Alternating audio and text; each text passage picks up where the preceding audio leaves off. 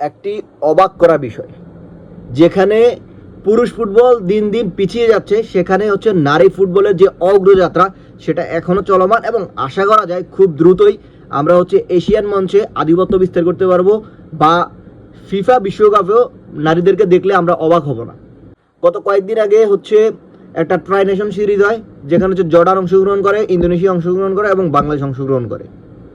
সেই সিরিজে বাংলাদেশ বিশ্বকাপ খেলে হলে জর্ডান এবং বিশ্বকাপে যাবে এমন একটি দল ইন্দোনেশিয়া তাদেরকে রুখে দেয় 0-0 এবং 2-2 গোলে।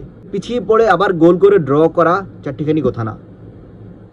সেই সুবাদে 133 থেকে 127 পদোন্নতি হয় বাংলাদেশের এবং নতুন করে আবারও ফিফার র্যাঙ্কিং প্রকাশ করা হয়। এখানে হচ্ছে বাংলাদেশ 5 ধাপ আগায়। বিগত র্যাঙ্কিং অনুযায়ী বাংলাদেশের 5 ধাপ উন্নতি হয়েছে, যেটা হচ্ছে মানে অবাক করা একটা বিষয়। লাস্ট 1 মাসে 12 ধাপ এগিয়েছে বাংলাদেশের নারী ফুটবল। বর্তমানে তাদের র্যাঙ্কিং অবস্থান করছে 122-এ। আশা করব মাহফুজুল কিরণদের সরিয়ে একজন যোগ্য প্রেসিডেন্টকে বসাবে, যারা হচ্ছে নারী ফুটবল নিয়ে কাজ করবে এবং নারী ফুটবলকে এগিয়ে যেতে তারা এখন যে ধারায় আছে সেই ধারা অব্যাহত রাখতে নিরার্থভাবে সৎভাবে কাজ করে যাবে, যাতে এই ফুটবলাররা তাদের যোগ্য পারিশ্রমিক পায়, যোগ্য সম্মানটুকু পায়।